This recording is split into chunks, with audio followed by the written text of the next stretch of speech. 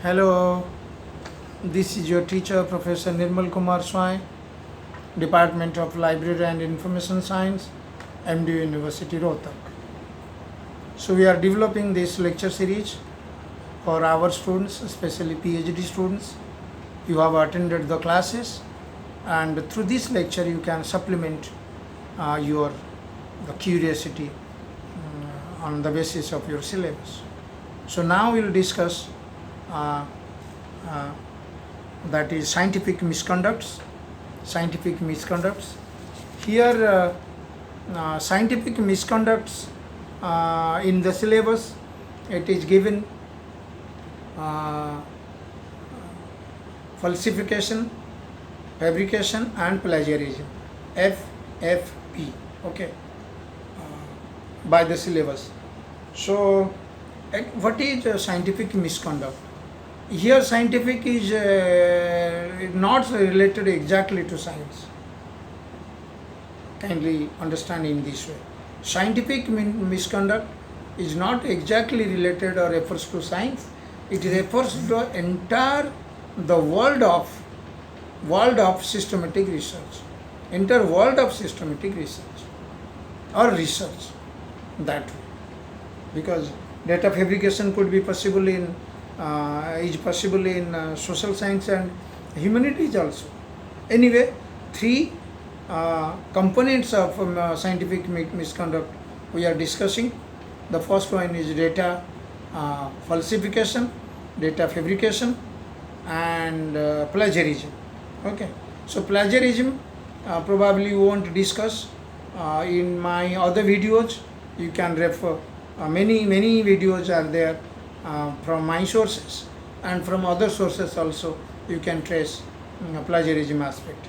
So the topic of this lecture is data fabrication and data falsification. FFP. Falsification, obviously, you know. Sorry. Research is based on data. Sometimes we say your data speaks your research. Speaking without any valid, authentic data, be it science, social science, or humanities. Everywhere, the nature of data may be different. Maybe the lab data, the biological people, they do it in the lab. So maybe that is different from social science data collected through social behavior, social setting. Humanities, they have their own style of doing research also. It may differ, but data is there. That authentic data. Okay. So data differs, Data differs. So the particular research is done at a point of time. The same topic, the same research question is conducted after 10 years. Your research would be different. Okay. Your subjects, your respondents, and the nature of data source, it altogether creates the network of research. So no two research matches in the context of data, either sources of data, calculating population and sample, and by arriving at the research result or the research findings. This variety, heterogeneity in research in terms of data, rather we can say research data, altogether contribute to the nation, to the society, to the development of a university. It brings name and fame to the university as well as to the world, to the society, to that country also. Okay. So data is basic. Without data, probably we cannot speak.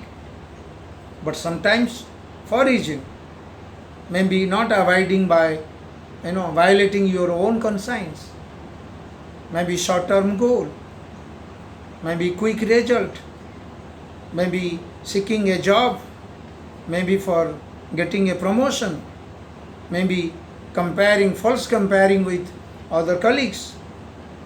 These factors indirectly prompt a researcher to violate to go against the scientific conduct of research. Hence it is scientific misconduct. So one of scientific misconduct is considered falsification, means data falsification. Falsify. While understanding falsification and fabrication, two ways you can understand in comparatively. In falsification is that, so you might have collected data,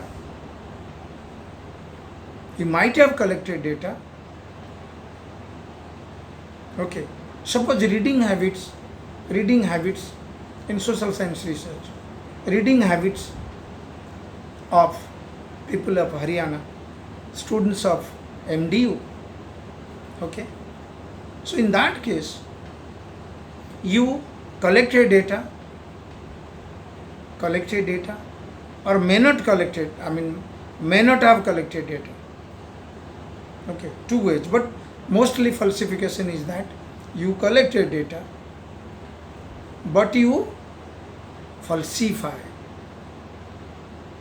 means false total number of sample and population and sample, false numbers ultimately. But looking at scientifically,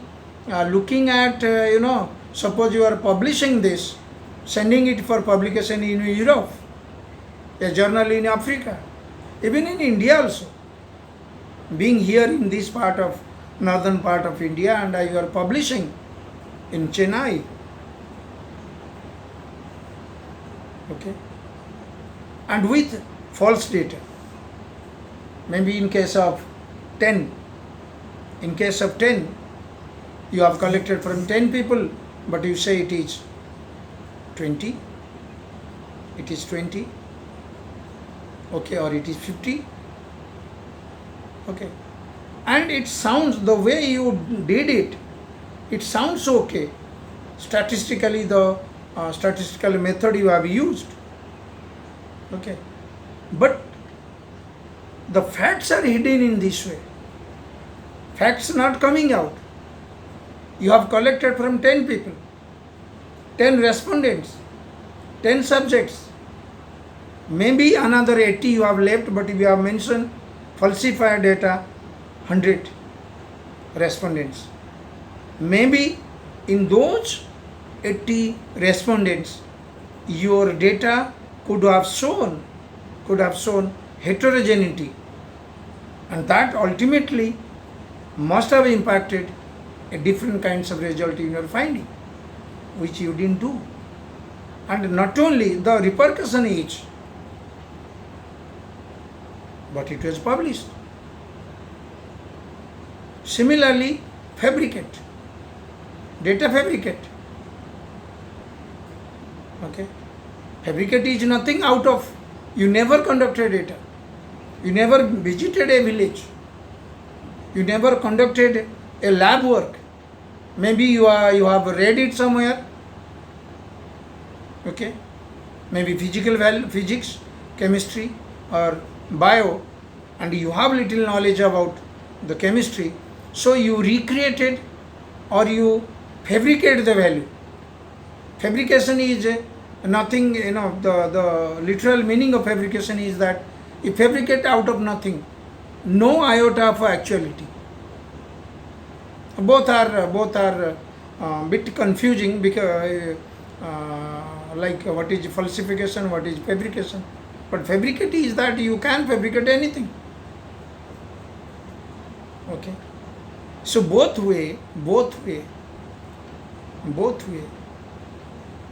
the result is ultimate bad impact on the people of, or the further researchers. So people will cite this, the false, research paper will be cited further. Nobody, very difficult to catch hold of. These days, handling these issues, the big publication houses, especially journal publishers, they have different kinds of people. They question you. They question you. Does this village exist? Does this disease, infect the people? If it is yes or no, they have different sources, maybe through internet, Google, or they have other authors network also in India, so they get some kind of feedback. Maybe reviewer, they might send to Indian reviewer, so an Indian can able to tell whether it is falsified or fabricated. This is all about misconduct. So ultimately this never, if people are indulging in these kind of activities, probably actual research will be far away, and no result will, these kind of results will only falsify and create false results, one after another. Actual result won't be there. So this is what we must not do that, because research is nothing. Research is synonymous with development. Research is newness. Okay, so ultimately research begets development. So try to so what could be the solution of this? The solution is that nothing can be solved fully, but the solution is that, like young scholars, those have entered in PhD programs, okay, so you all should be imbibe the ethical values in it. So my research may be a bit late, but I won't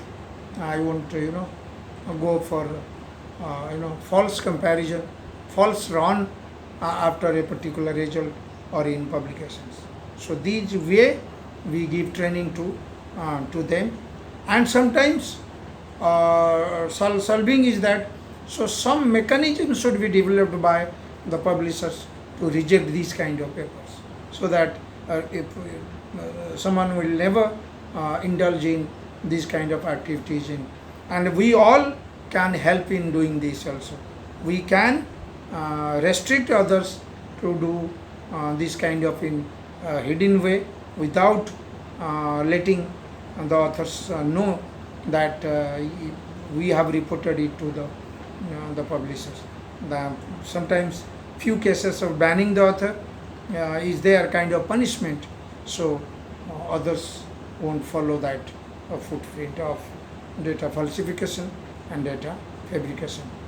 This is in your syllabus, because just to give awareness, kind of training to you, so that these kind of things be aware of, and be aware of these things, falsification and fabrication.